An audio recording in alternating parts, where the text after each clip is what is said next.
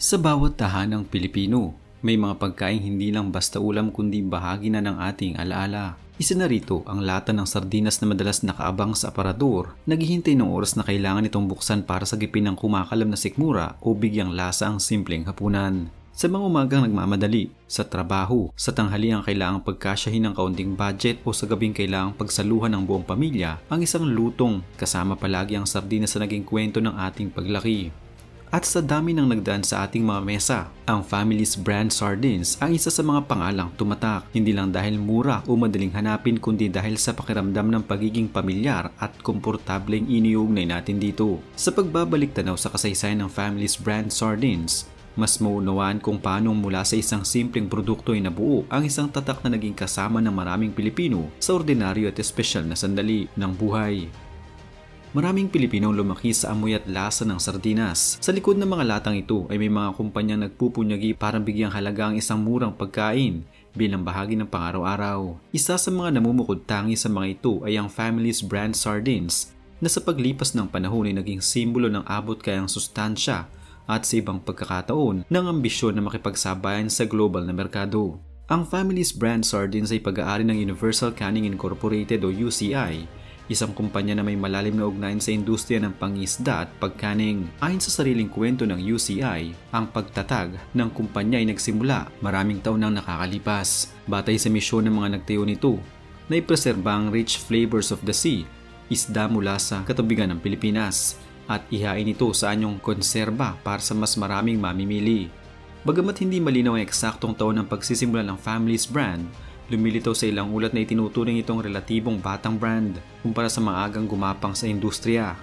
Sa pag-usbong nito, sinamahan ng UCI ang Family's Brand ng iba pang brand gaya ng Master Sardines, pati na rin ang produktong may label na Atami at Mikado. Orihinal na angkop ito para sa pamilihang lokal, subalit nagkaroon ng mas malawak na pangitain ng UCI, hindi lamang para sa domestic market kundi pati na rin para sa export. Mula noong 2008, sinabi ng kumpanya na kinakailangan nilang palawakin ang pasilidad ng pangingisda at pagkaning upang tugunan ang demand sa isang bansa.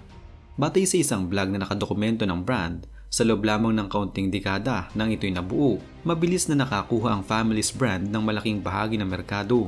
Sinasabing naging fastest growing sardines brand in the Philippines. Maraming dahilan kung bakit naging katanggap-tanggap at patok ang Family's Brand sa mga mamimili. Una, dahil sa kakayahan ng UCI na magkaning ng isda sa malaking sukat, kaya nakapag-supply ito ng konserbang murang protina sa abot-kayang presyo. Ayon sa isang ulat mula 2008, kahit sa panahon ng krisis at pagtaas ng presyo ng mga bilihin, tumaas ang kita ng kumpanya dahil sa marami ang lumihis sa mas mahal at nagsalihan sa sardinas bilang masarap at murang ulam. Pangalawa, binigyang pansin ng UCI ang kalidad. Ang kanilang mga sardines raw ay nagmula mismo sa mga huli mula sa dagat ng Pilipinas at isinailalim sa proseso ng pagkaning na may kontrol mula simula hanggang matapos. Mula sa pangisda hanggang lata, ito'y mahalaga. Para sa maraming pamilyang Pilipino, ang sardinas ay murang paraan para makakuha ng protina lalo na sa mababang kita. Pangatlo, nagkaroon ng iba't ibang variant ng Family's Brand, hindi lamang sardinas in tomato sauce, kundi may mga variant na may chili, barbecue, fried sardines, Spanish style, mackerel at iba pa, kaya tugma ito sa iba't ibang panlasa at pangangailangan. Sa ganitong paraan, naging versatile ang brand, pang-ulam, pang-palaman, pang-sarsa o dagdag lasa sa mga ulam. Isa pang aspeto ay ang pag-asa ng kumpanya sa malawak na pangingisda, cold storage at canning facilities, at sa ganitong integrasyon ay kayang tugunan ng demand sa loob at labas ng bansa. Ayon sa ulat, sinimulan ng UCI ang pag-export ng sardinas at nakatarget ang pamilihang US, Middle East at Southeast Asia, pati na rin ang Europa. Sa kabuuan, ang kombinasyon ng murang presyo, sapat na supply, kalidad at iba't ibang variant ang nagbigay sa Family's Brand ng matibay na panimulang reputasyon. Hindi nagtagal ay naging malinaw ang ambisyon ng UCI na gawing mas malawak at komprehensibo ang kanilang operasyon. Upang maisakatuparan ito, nagtayo sila ng isang malaking pasilidad, kinabibilangan ng fishing fleet, blast freezer, cold storage at club can manufacturing plant. Ang lahat ay bahagi ng pagsisikap na gawing fully integrated ang chain mula dagat hanggang lata. Sa pamamagitan nito, nakapagtala ang UCI ng kakayahang mag-export ng konserbang isda sa iba't ibang rehiyon sa mundo, isang hakbang na nagpapakita ng paniniwala na may lugar ang Family's Brand sa pandaigdigang merkado. Bagamat may mga ulat na kumikilala sa Family's brand bilang mabilis na lumalago, may mga tanong at pangamba rin tungkol sa kalidad, reputasyon at pagiging sustainable nito. Isang dahilan ng pangamba na lumabas dati ay ang pagsaka sa alternatibong pagkain gaya ng patis o fish sauce at toyo, na ayon sa isang artikulo noong 2008 ay unti-unting kumukuha ng bahagi sa pamilihan na sumisiyasat kung may pagbabago sa demand para sa sardinas. Bagaman ginamit ng UCI ang integradong sistema, hindi laging malinaw sa publiko kung gaano katino ang pagsunod nito sa pamantayan ng kalinisan at sustainability, lalo na't malaking bahagi ng supply mula sa dagat. Isang sektor na kilala sa kalakhan ng legal at illegal na pangingisda, pambihirang pagkuha ng isda at pag-ubos ng yamang dagat, habang ang opisyal na website ng UCI ay nagbabanggit ng pagsisikap para sa responsableng fishing practices. Bukod dito, may ilan sa publiko at online man o komunidad na tumutukoy sa sardinas bilang karaniwang pagkain ng masa, at may stigma ng pagiging hilaw sa kalusugan o mura pero hindi masustansya, lalo na kung ihahambing sa mas premium na pagkain. Bagamat ito ay isang socio-cultural bias, isa itong isyong maaaring makaapekto sa imahe ng isang brand.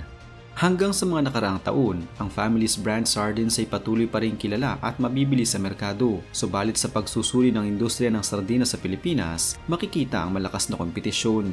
May mga matagal ng brand na may mahabang kasaysayan, pati na rin ang mga bagong manlalaro na nagdadala ng inobasyon, packaging, variant, marketing. Bagaman dati tinawag na fastest growing ang Family's brand, may ulat na may kamakailang paghina ang demand para sa sardinas dahil sa pagdami ng alternatibong pagkain o pagbabago ng panlasa. Sa kabilang dako, nananatiling aktibo ang UCI sa pagpapalawak ng saklaw. Sa pagtingin sa landas ng Family's brand sardines, makikita ang paghahangad ng UCI na gawing sustainable at competitive ang kanilang produkto sa pamamagitan ng integrated supply chain, pag-export at malawak na variant para sa iba't ibang panlasa. May mga matibay na pundasyon na nakasalalay sa pagiging abot kaya at pagiging produktibo ng industriya ng pangisda sa Pilipinas, pati na rin sa kakayahan ng kumpanya na magkaning ng maramihan.